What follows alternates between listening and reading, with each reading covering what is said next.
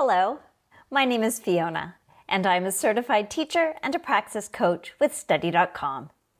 If you're getting ready for the middle school content knowledge exam, which is Praxis test code 5146, you're in the perfect place. Today we're focusing on the history and social studies subtopic. Let's explore the types of questions you can expect to find in order to help you get prepared to succeed on this exam.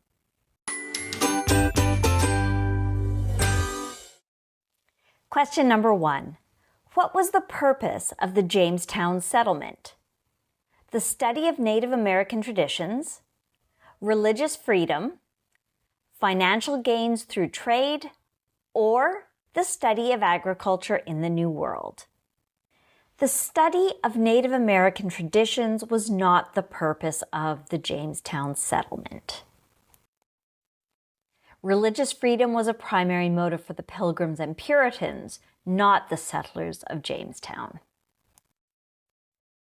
The study of agriculture in the New World was not a priority.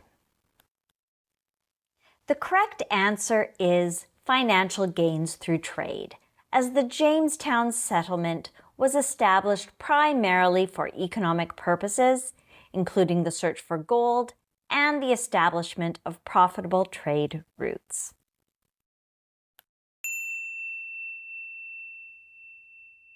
Question number 2. Which of the following is the belief in multiple deities, but the worship of only one?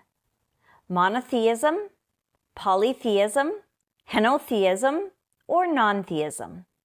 Monotheism is the belief in a single deity and does not involve the worship of multiple deities. Polytheism involves the belief in and worship of multiple deities. Non-theism is the absence of belief in any deities. Therefore, the correct answer here is henotheism, which is the belief in multiple deities, but the worship of only one.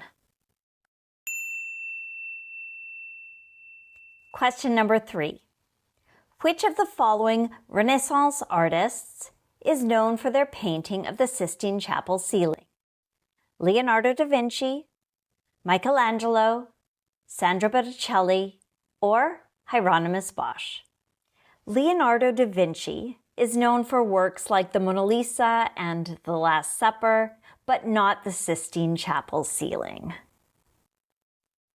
Sandro Botticelli is famous for The Birth of Venus and Primavera. Hieronymus Bosch is known for the Garden of Earthly Delights. So the correct answer here is Michelangelo, who is renowned for painting the Sistine Chapel ceiling. Question number 4. The lines indicating a change in elevation on the map pictured above are called topographic lines, elevation lines, height lines, or contours. Topographic lines is a less precise term than what we're looking for here. And elevation lines and height lines are not standard terminology in cartography. So those 3 we can eliminate.